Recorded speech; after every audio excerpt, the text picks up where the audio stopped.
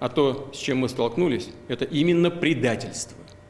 What's going on? Welcome back to the 1776 Report, the #1 YouTube channel for exposing the stupidity of the woke left. We have some crazy shit going on in the world this morning, as there is supposedly a coup going on in Russia. Ruska, the motherland, is in turmoil as there is a coup led by the Wagner Group. The Wagner Group is the mercenary group that Putin and his military complex hired to fight the war in Ukraine.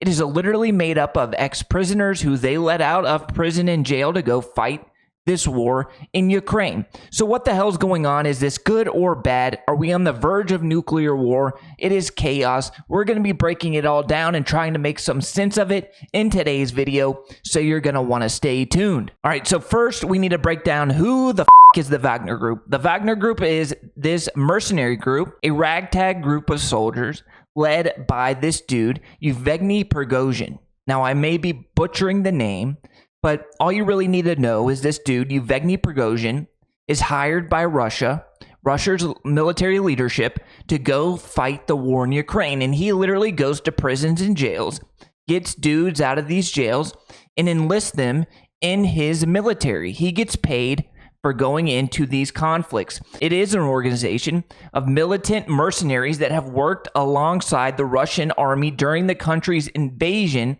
of Ukraine. Wagner's early origins appear to be in about 2014, when a conflict broke out in Ukraine and Russia over the Crimea. It blew up during this most recent conflict as the leader, Prigozhin, went around to all these prisons and jails, and he got a bunch of dudes out. He said, "You want out of prison? Come fight with me. I'll pay you to do so." Of course, if you're sitting in a jail cell, getting out sounds like a really good plan. So you get out of jail and you go fight for this dude, Prigozhin. Prigozhin is actually from the same town as Vladimir Putin.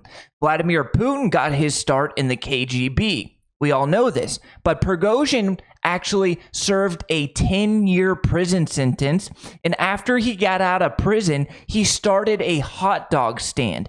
I am not making that up. That is a true story. So we're talking about a dude, a felon, who served a decade-long prison sentence and then ran a hot dog stand. So anybody who is saying that this is good, that this dude is potentially going to take over Russia, I don't think he will succeed, but trying to take over Russia, could potentially gain control of nuclear weapons that are literally aimed at the United States. A guy who ran a hot dog stand and did a 10-year bid in prison, anybody who's saying that's a good thing is out of their mind and doesn't know what they're talking about. All right, so this dude is running a restaurant, and then Putin notices him. Somehow he becomes buddies with Putin.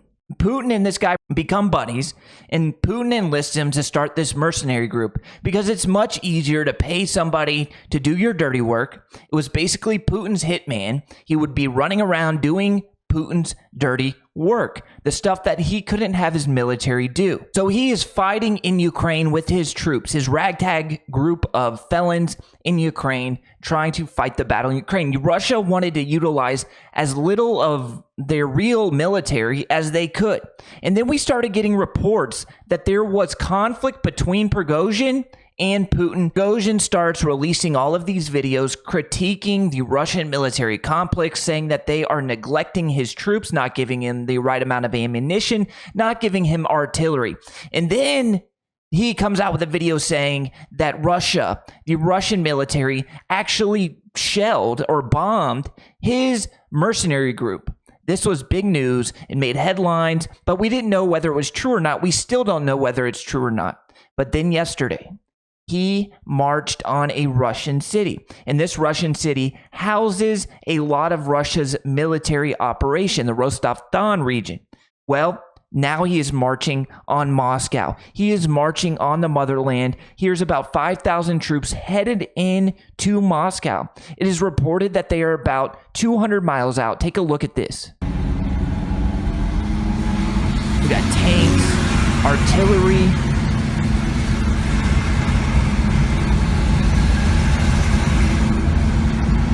Whatever's going on is not good.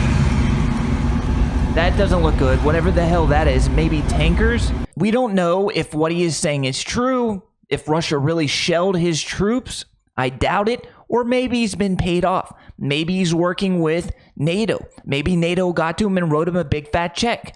But Vladimir Putin released a statement and is saying that this is treason. This is a coup. Take a listen. Защитим и наш народ, и нашу государственность от любых угроз.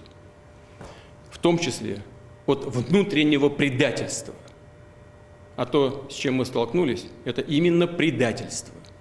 Непомерные амбиции и личные интересы привели к измене. К измене и своей стране, и своему народу, и тому делу, за которое бок о бок с другими нашими частями и подразделениями сражались и погибали бойцы и командиры группы «Вагнер». Герои, которые освобождали Солидар и Артемовск, города и поселки Донбасса, сражались и отдавали свои жизни за Новороссию, за единство русского мира. Их имя и славу тоже предали те, кто пытается организовать мятеж, толкает страну к анархии и братоубийству. Любая внутренняя смута – смертельная угроза для нашей государственности, для нас, как нации. Это удар по России, по нашему народу. И наши действия по защите Отечества от такой угрозы будут жесткие. Все, кто сознательно встал на путь предательства, кто готовил вооруженный мятеж, встал на путь шантажа и террористических методов, понесут неименуемое наказание. Ответят и перед законом, и перед нашим народом. Как президент России и верховный главнокомандующий, как гражданин России сделаю все, чтобы отстоять страну, защитить конституционный строй, жизни и безопасности, свободу граждан. Тот, кто организовал и готовил военный мятеж, кто поднял оружие на боевых товарищей, предали Россию и ответят за это. А тех, кого пытаются втянуть в это преступление, призываю не совершать роковую и трагическую, неповторимую ошибку. Сделать единственно правильный выбор. Прекратить участие в преступных действиях. Putin, he is trying to separate the soldiers who fought on the ground level, your ground level soldier, between Prigozhin.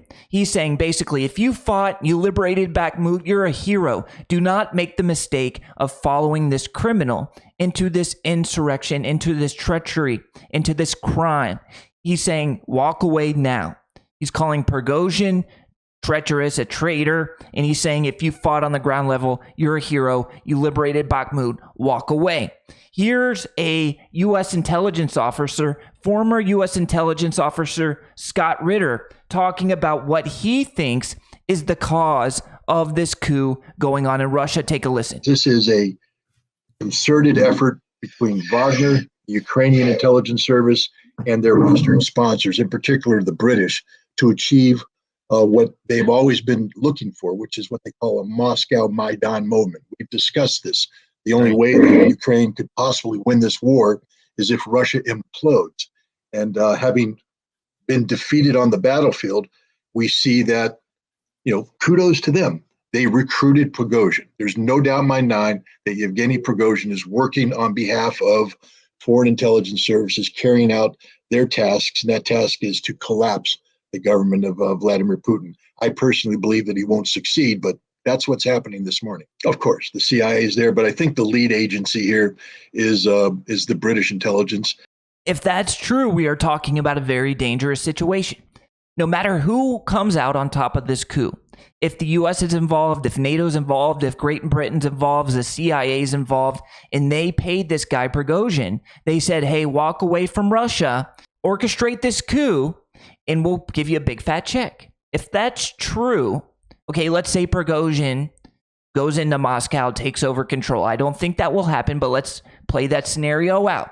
Then we have a criminal in charge of Russia who has control of nuclear weapons. Okay, let's say Putin, he quells the insurrection. It's game over. Prigozhin is no longer in play. Putin is then pissed off, ultra pissed off, because it's no longer a war in Ukraine. You brought it to his doorstep. You brought it to Russia, the motherland. You tried to overthrow Putin. What do you think he does there? What do you do if you're Putin? You just let that stand? You let that stand? You let the CIA try to overthrow your government and you don't retaliate, we are talking about a very dangerous, crazy situation that needs to be monitored very closely. Now, I don't think this Prigozhin is going to be capable of overthrowing the Russian government. You're talking about a military that is much bigger than his 20,000 troops. Prigozhin is reported to be in control of about 20,000 troops, and we have to remember that these troops are straight out of prison. It's a ragtag group of dudes. They are out of jail, they are out of prison, they are criminals, and once a firefight starts, they are going to be prone to running away. I'll leave you guys with this. For anybody who is saying that this is good, this is a good thing. Putin's gone. It's an insurrection. We're going to have new leadership in Russia. Maybe it'll be a democracy. Here is a picture of Prigozhin. He was Vladimir Putin's cook. This is the person we're talking about, serving a glass of wine to George W. Bush. Is this really the person that you want in charge of Russia's nuclear arsenal?